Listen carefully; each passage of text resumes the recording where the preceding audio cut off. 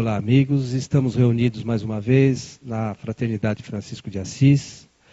Hoje com o nosso companheiro Enéas Canhadas. O Enéas apresenta ou participa do Jornal Nova Era na Rádio Boa Nova, às quintas-feiras, né, Enéas, ao meio-dia. Participa do programa Evoluir, que vai ao ar também pela Rádio Boa Nova, às sextas-feiras, às 13 horas. De vez em quando você, às vezes a Delmar também, presente, né? Vai alternando, né? E o Enéas, até anotei aqui, não esqueci a palestra. Né? Como as crenças ajudam no nosso autoconhecimento. Fique à vontade. Obrigado. Boa noite a todos. Eu posso andar um pouquinho ou não muito?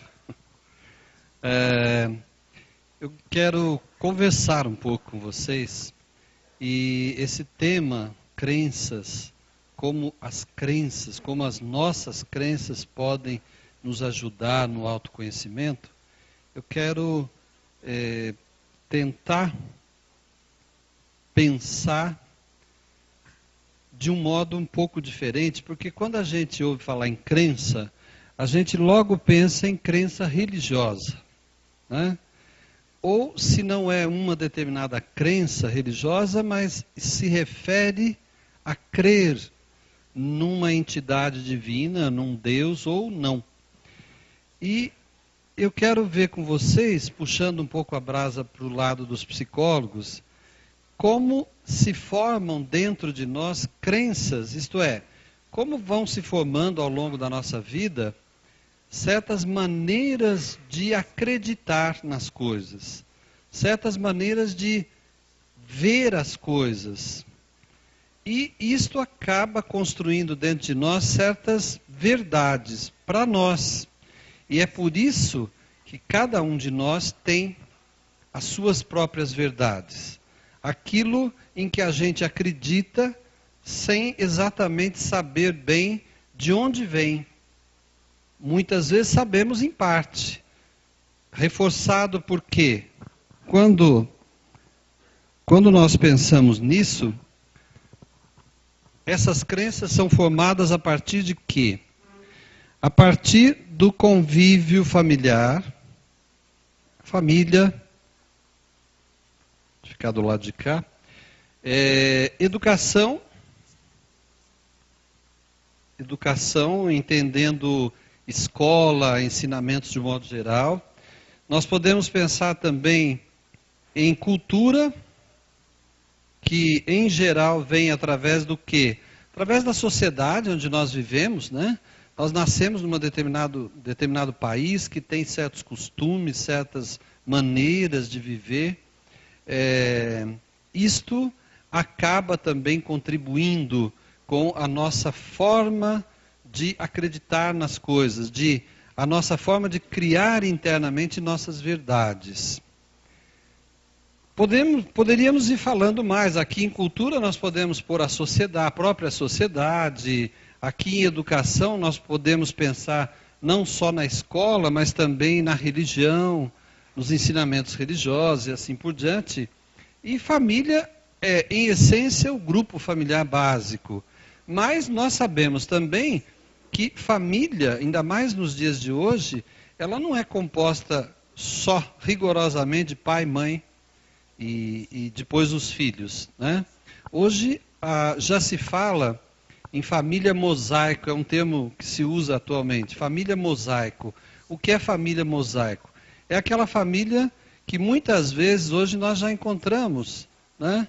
Quando pais são separados, então os filhos às vezes têm tanto a casa da mãe com o namorado ou com o novo marido, como a casa do pai com o sua nova namorada, às vezes é novo marido também, sua nova namorada ou a sua nova esposa e assim por diante. E neste contexto entra o quê? Bom, se a criança tem duas casas, né, acaba tendo não 4 avós, acaba tendo 8 avós, entre aspas, e assim por diante. Então, esta família que já está muito comum nos nossos dias, é chamada de família mosaico. Então, o que eu quero dizer é que essa interferência familiar hoje, ela é muito mais diversificada. do que era naquela estrutura menor, mais rigorosa de tempos atrás, de décadas atrás. Isto tudo compõe o quê? Aquilo que eu disse logo no início, as nossas crenças, isto é, as nossas verdades internas, aquilo em que a gente acredita, aquilo que a gente concebe, e isto forma os nossos pensamentos, a nossa maneira de pensar. Aquilo que eu considero certo, aquilo que eu considero errado, aquilo do qual eu sou a favor, do qual eu sou contra e assim por diante, né? Isto aqui, se nós pensarmos em termos comuns, vamos dizer assim, né? Mas a vida do espírita tem uma complicação a mais, pelo menos uma a mais. Por quê? Porque nós acreditamos que vimos de uma vida anterior. E isto complica tudo, porque de acordo com a ciência, de acordo com as várias ciências, de acordo com outras concepções religiosas, né, nascemos mais ou menos como se fôssemos uma página em branco, e a partir da família, a partir da escola ou da educação e a partir da cultura, nós somos formados.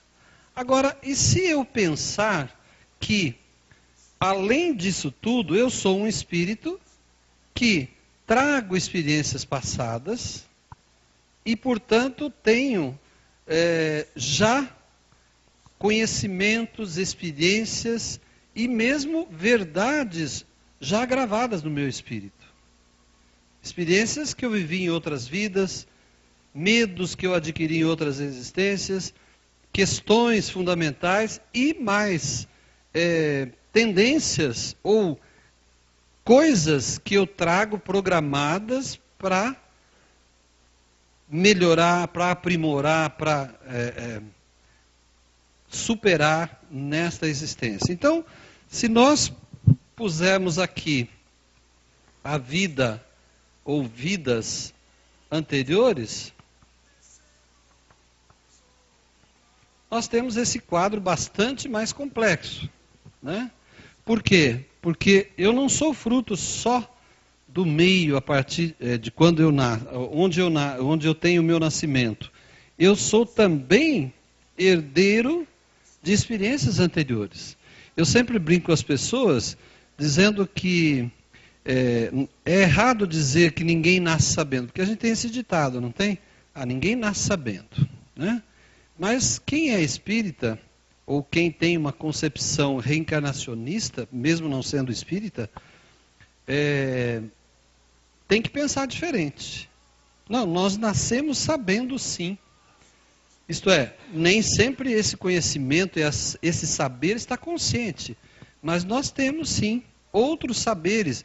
E isto explica perfeitamente certas habilidades que nós demonstramos desde cedo. Certas facilidades que eu tenho no meu processo educacional, no meu crescimento. E certas dificuldades também. Eu costumo brincar, mas falando sério, que aquilo que nós nascemos sabendo serve do quê? Serve de suporte, de plataforma, de base para a nossa existência. O que nós não temos habilidade, o que nós não conhecemos, o que nós precisamos aprender, ou no que nós temos dificuldades, aí estão o quê? Os nossos aprendizados.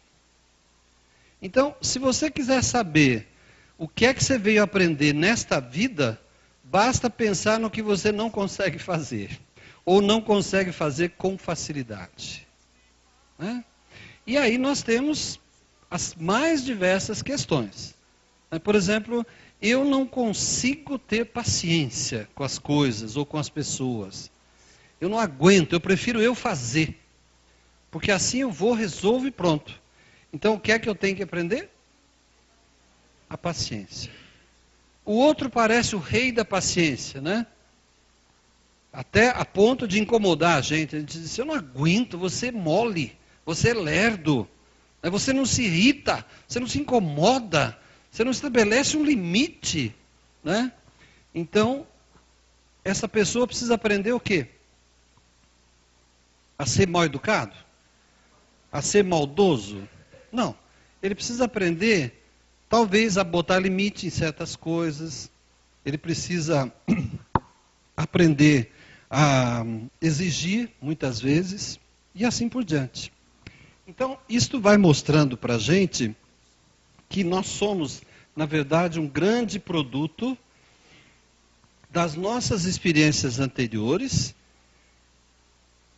que vem e através destas experiências aqui de vida neste mundo, vai aprimorando algumas coisas que as quais nós programamos para melhorar e aprimorar nesta existência. E diante desse processo todo, o que é que nós temos que fazer ao vir para esta existência? Todos vocês já devem ter ouvido aqui na Casa Espírita que nós fazemos o nosso plano reencarnatório, não é isso? Sim ou não? Sim. Mesmo aqueles que não acreditam, né? Também fizeram.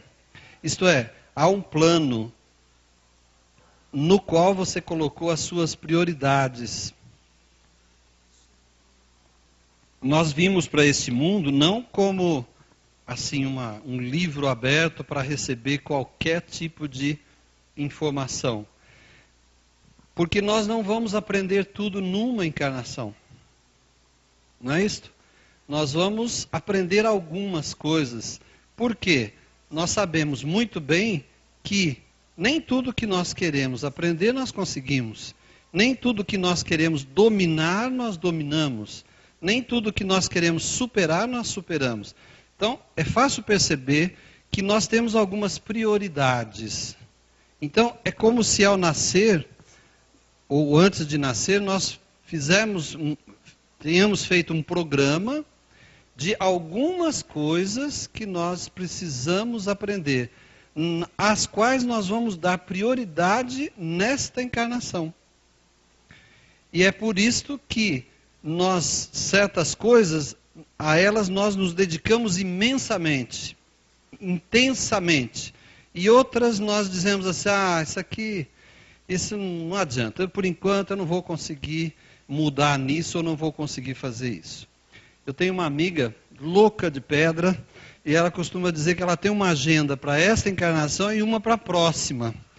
Então aquilo que ela já sabe, que não vai mesmo aprender nessa, ela já coloca na outra agenda que é para aprender depois, né? Então, isto é, na verdade, não é brincadeira, isto é uma consciência que o espírito tem.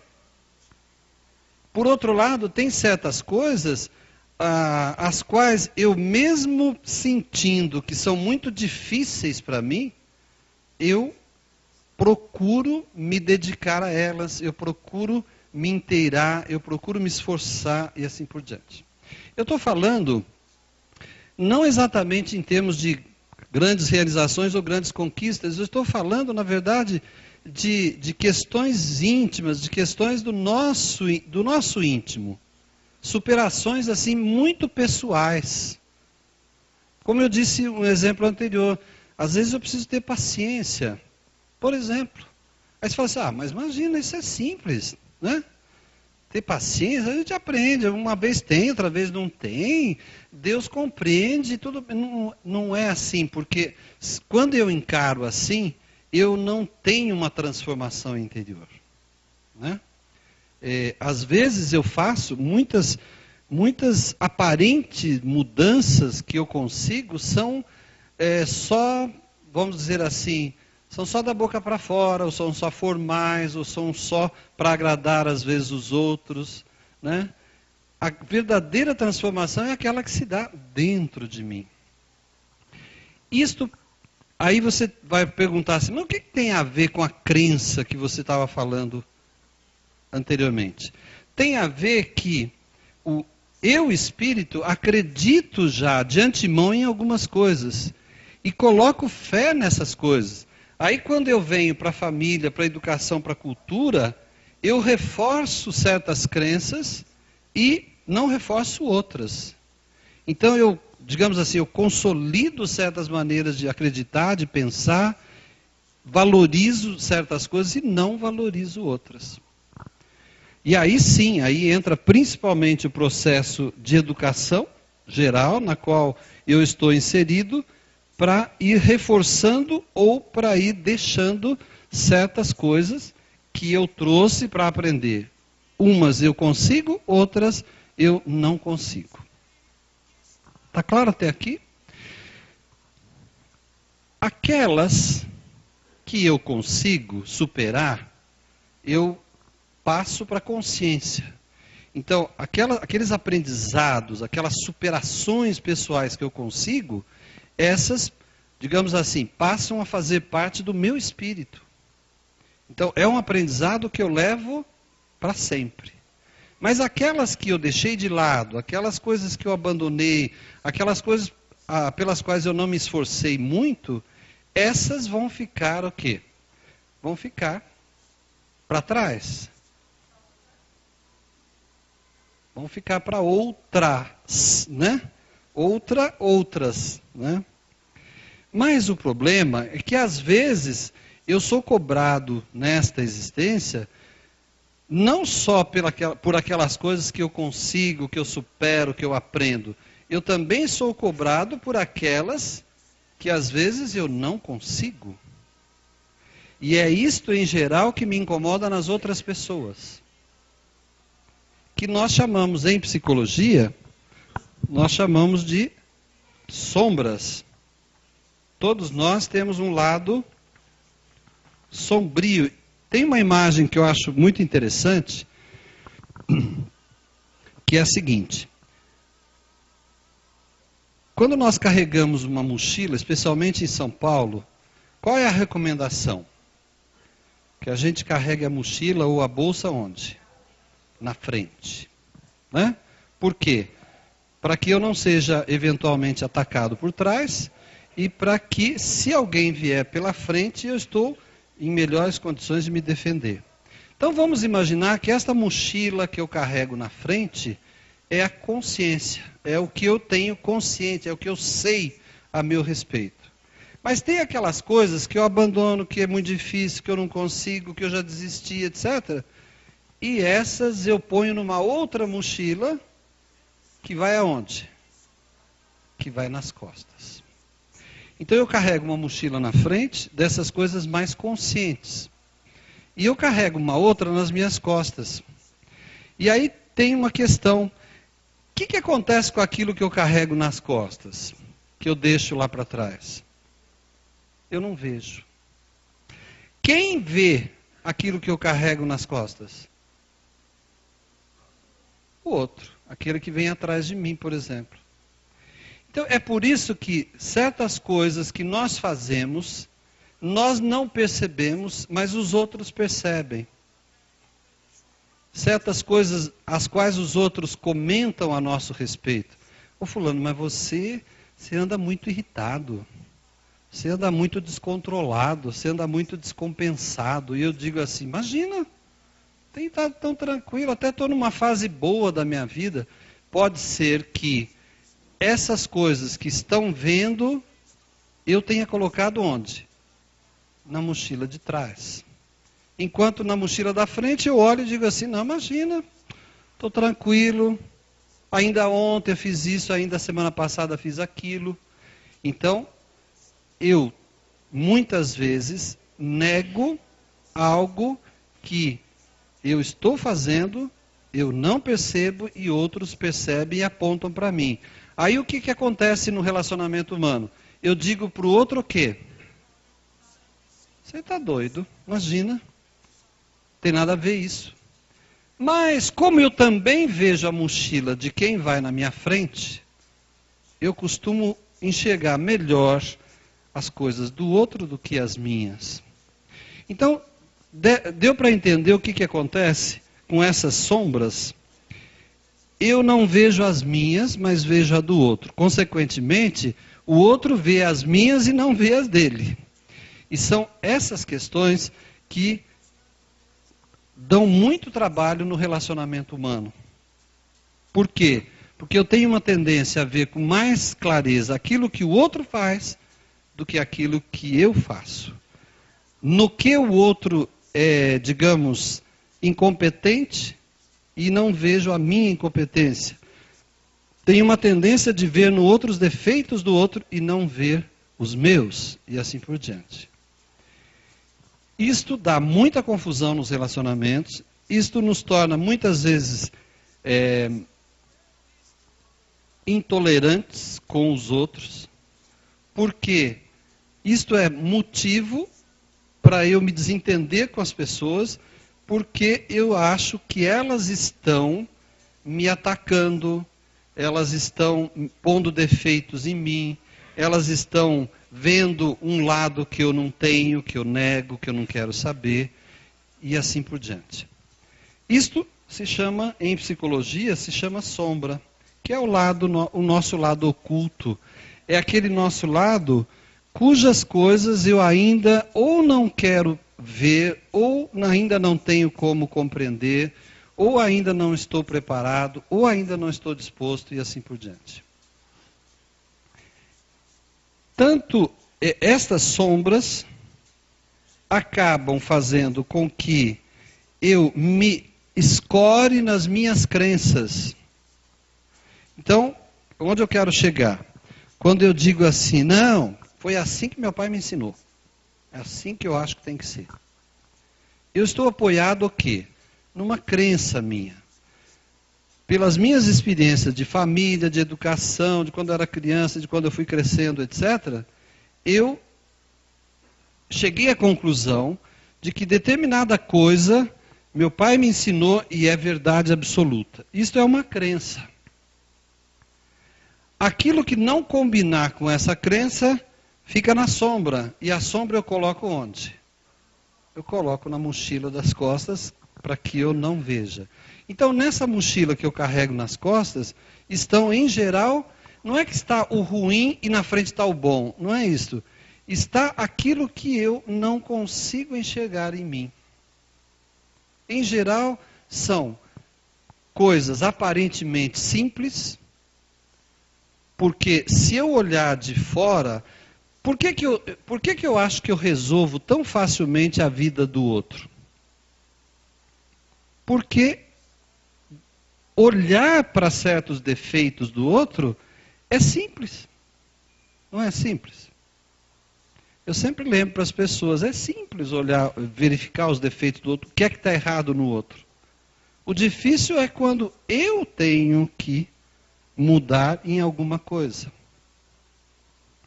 Eu sempre brinco citando um exemplo assim, né? Vamos imaginar um casal em que o marido tem a mania de apertar a pasta de dente no meio e a mulher não gosta disso, né?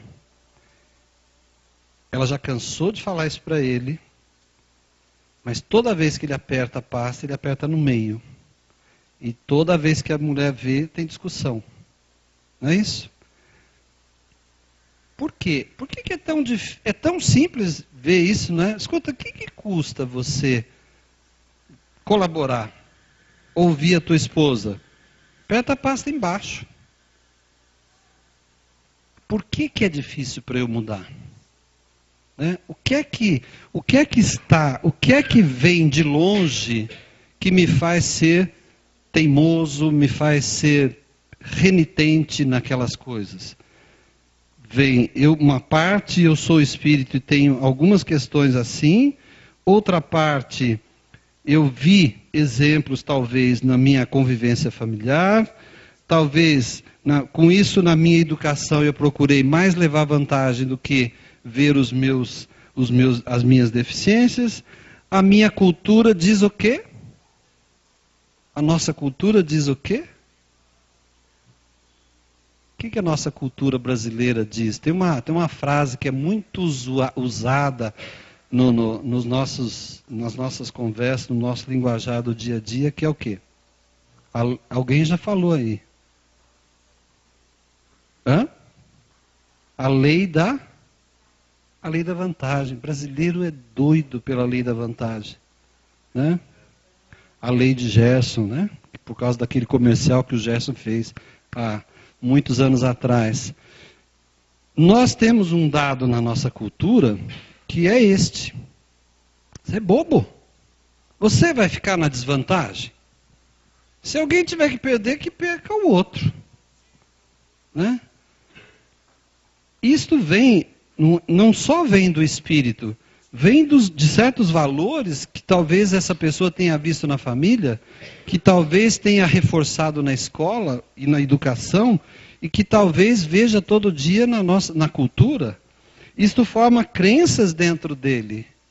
Então, saber como nem sempre levar vantagem, ou saber agir de modo que eu só me considere bem se eu levei alguma vantagem, mas o outro também saiu satisfeito, isto é, viver de modo que eu perceba um equilíbrio entre o que eu queria e o que o outro queria também, muitas vezes eu não vejo isso e coloco essas questões na sombra. E deixo lá. Por isso fica tão difícil mudar.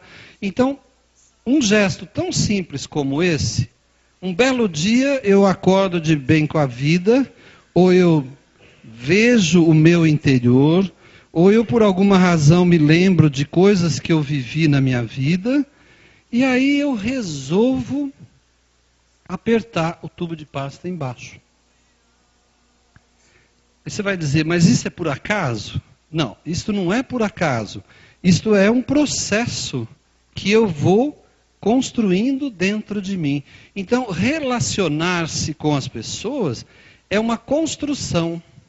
Por isso que eu gosto muito da linguagem que fala de uma relação de casamento, por exemplo, é uma construção do amor. É uma construção de amor. Por quê?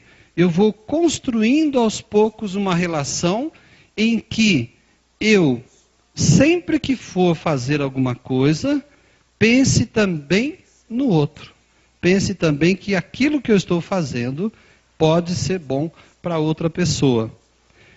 Quando eu tomo esta consciência, eu tiro da sombra, isto é, eu tiro daquela mochila que fica atrás e trago para a consciência, isto é, trago para a mochila da frente. E aí eu mudo a minha atitude. E eu brinco dizendo que isto é reforma íntima. Não é? Você se transformar em pequenas coisas é a reforma íntima. Você se transforma enquanto pessoa. Por que você faz certas coisas por pirraça, por desaforo, né? Por que eu apertava a pasta no meio e pensava assim, ela vai ficar louca da vida? E tinha um prazer nisso. Quer dizer, o que é que se transformou dentro de mim que agora eu digo, não, eu vou fazer um gesto até de carinho e vou atendê-la nesse pedido ou nessa solicitação. É algo que eu tirei das sombras, coloquei para a minha consciência.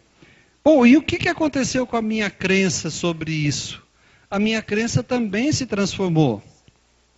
Porque apesar de certas ideias ou certas verdades que foram colocadas dentro de mim, apesar de eu trazer certas distorções no meu espírito, eu estou me dispondo a mudar estas pequenas coisas.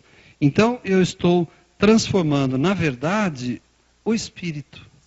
Por isso que é uma transformação, porque a partir daí isto fica incorporado ao meu espírito e eu passo a viver outras crenças, outras concepções de vida, de verdade e assim por diante.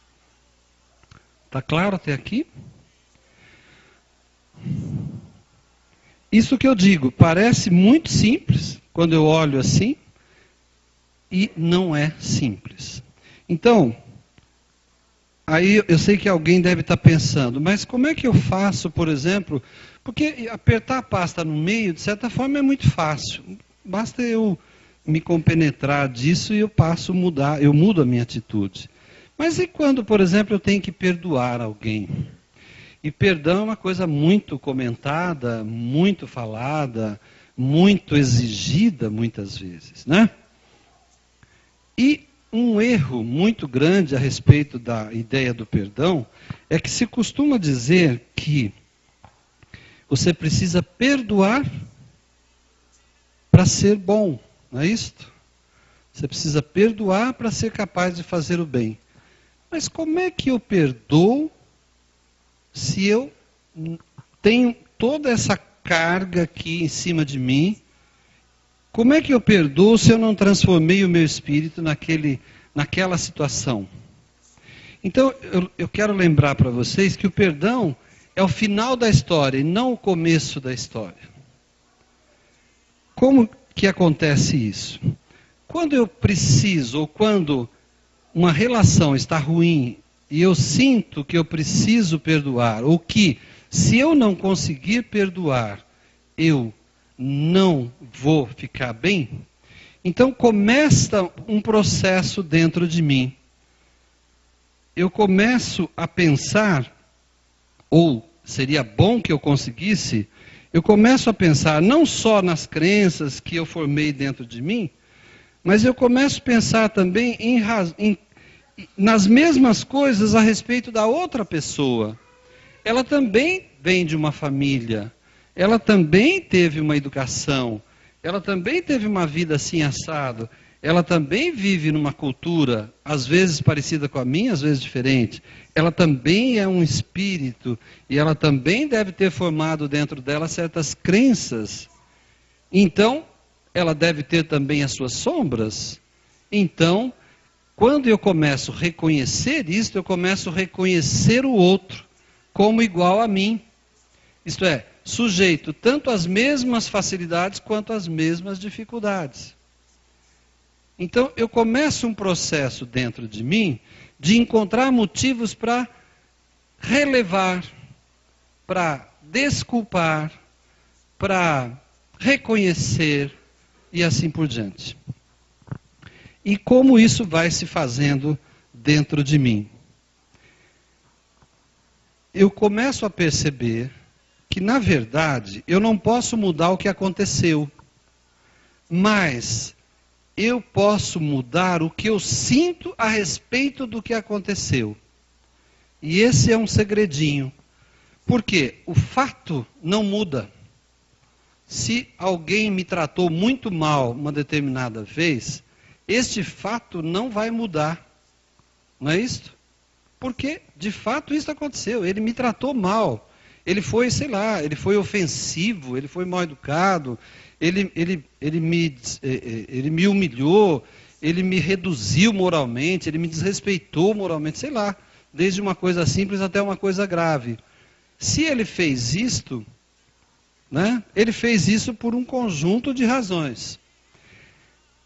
E este fato não muda. O problema que nós muitas vezes sofremos muito é porque nós gostaríamos de apagar o fato. Eu estou cansado de ouvir no consultório, a pessoa chega e diz assim, eu quero esquecer. Eu digo assim, pode parar de querer esquecer, porque nós não fomos feitos para esquecer. Nós fomos feitos para lembrar. Nós temos uma coisa chamada memória, que guarda tudo, muito mais do que qualquer computador. Então, bobagem, você não vai esquecer. Ah, mas então como é que eu faço? Você tem que perceber que, junto com o fato, veio uma carga emocional muito grande. Então, no momento que você se sentiu, por exemplo, muito ofendido, né, você se sentiu talvez humilhado, desrespeitado, você se sentiu menos, você se sentiu muito envergonhado, ou você se sentiu muito repreendido, ou você se sentiu humilhado e assim por diante. Então, isto fez com que você, cada adjetivo desse, humilhado, desrespeitado, ignorado,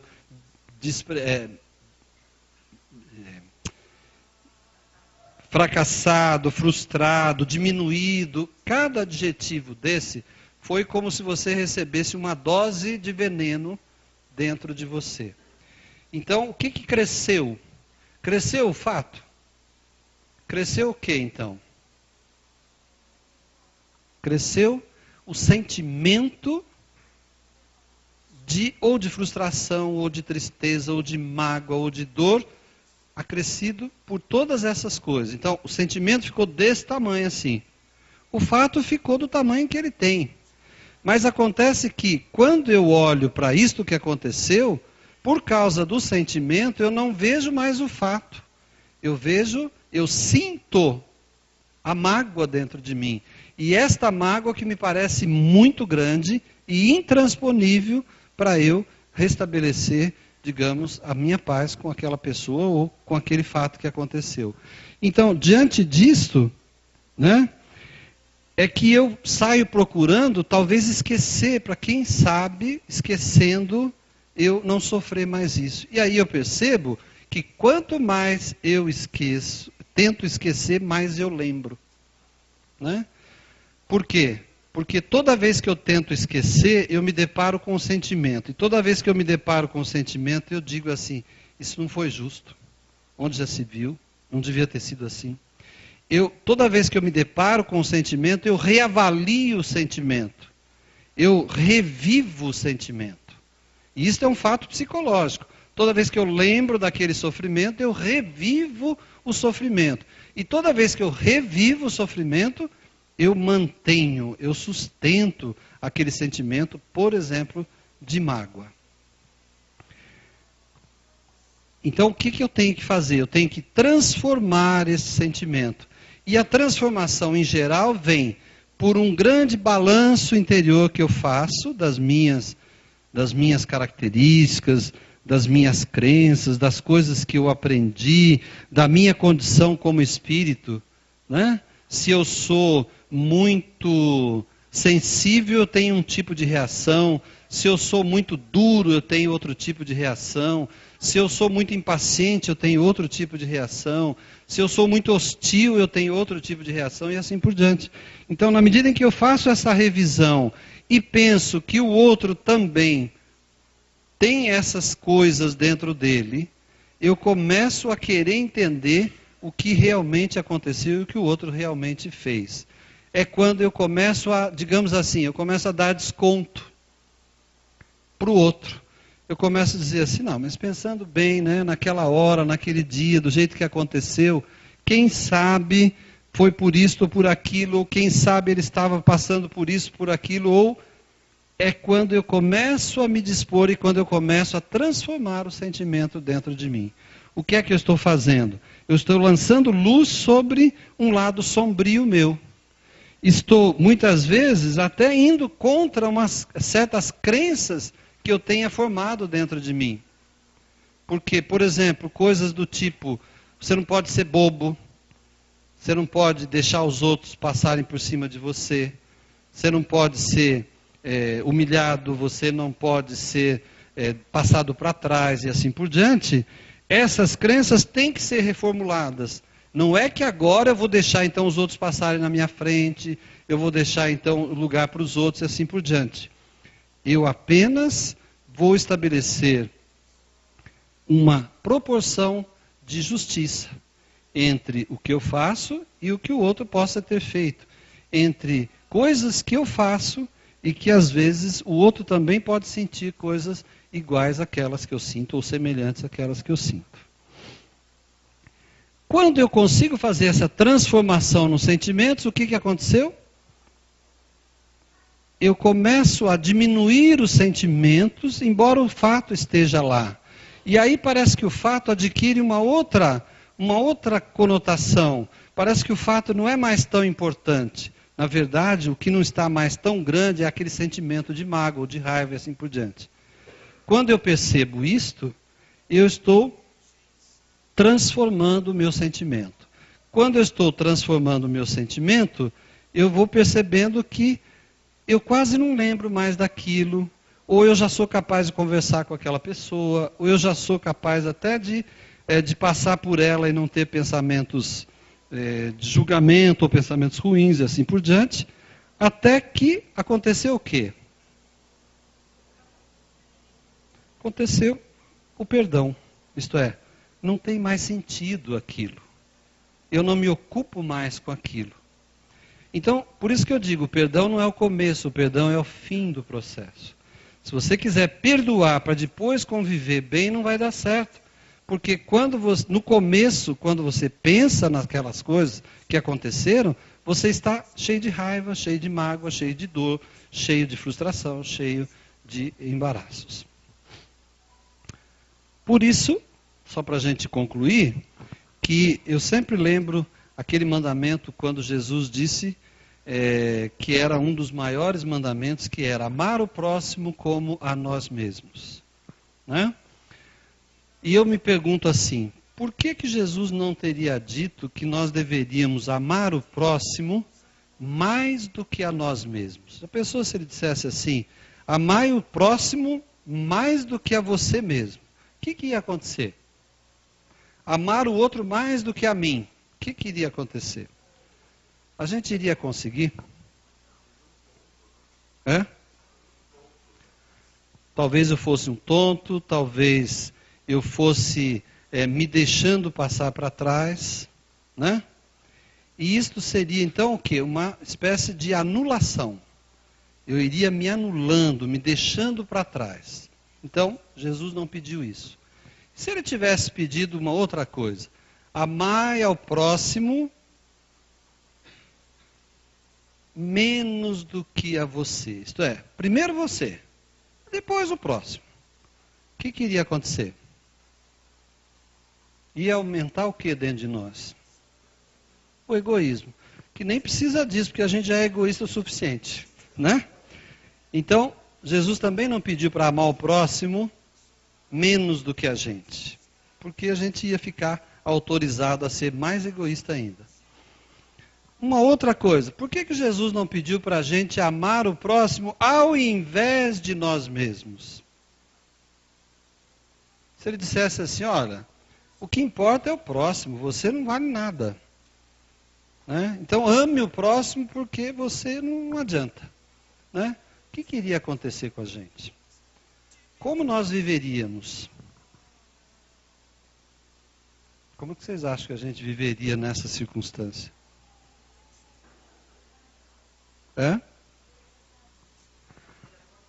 A gente não teria amor próprio, né? Talvez a gente precisasse fazer um sacrifício tão grande para viver. A gente já fala isso, não fala? Tem pais que dizem assim, eu me sacrifico por você, e você não reconhece. Você é um ingrato, né? E eu sempre pergunto assim, se você faz porque você quer, por amor, na hora que você quer, com alegria, com prazer, do jeito que você pôde, e o melhor que você pôde, onde é que estava o sacrifício? Né? Você fez porque tinha condições de fazer daquele jeito. Por isso que Jesus disse, amai o próximo como a ti mesmo. Isto é, ame o teu próximo tanto quanto você se ama. Porque ele sabia que esta era a medida. Só podemos amar o próximo do tamanho que a gente ama a si mesmo. E esta é a condição para a gente espantar certas sombras, desfazer certas crenças que estão dentro de nós e transformar o espírito. Que aí sim, aí incorpora outras maneiras de ser e pode continuar a sua trajetória de forma muito mais sábia, muito mais consistente e muito mais eficaz no relacionamento, seja com qualquer um do seu próximo, com o filho, com a esposa, com o amigo, com o vizinho e assim por diante. Simples, não é? É simples. O problema é conseguir fazer isso, né? Então, a grande reforma íntima é nós fazermos exatamente aquilo que é simples. Né? O Evangelho não nos pede nada de muito complicado, desde que nós nos conheçamos um pouquinho melhor a cada dia. Por isso que eu chamei esse nosso papo de crenças que podem nos ajudar no nosso autoconhecimento. Investigar muito bem aquilo que é crença dentro de mim, aquilo que é verdade, e que eu talvez possa transformar sem grandes prejuízos. E não ficar batendo o pé, só porque eu adquiri isto daqui ou de lá ou de acolá, ou só porque eu espírito, sou assim, e se eu nasci assim, vou morrer assim, que nem a Gabriela, né? Ou só porque eu sou assim, não devo mudar, e isso às vezes é visto como muita vantagem, então eu não me transformo. E aí eu posso até mesmo desperdiçar uma encarnação inteira, né? Não fazendo transformações pequenas, mas que na verdade significam grandes saltos, grandes passos. Muito obrigado a vocês que ficaram ouvindo todo esse tempo. Espero que tenha servido para vocês organizarem aí algumas ideias e pensarem um pouquinho nessas crenças, nessas sombras que nem sempre a gente gosta de olhar dentro da gente. Muito obrigado.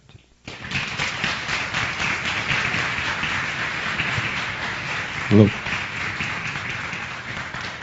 Enéas, sobe lá comigo. Enéas, nosso obrigado. Eu tenho certeza que estava todo mundo muito atento aí, apesar da sombra, né? Está todo mundo atento.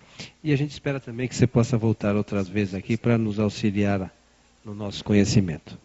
Os nossos amigos da internet, o nosso abraço e esperamos contar com todos na próxima semana.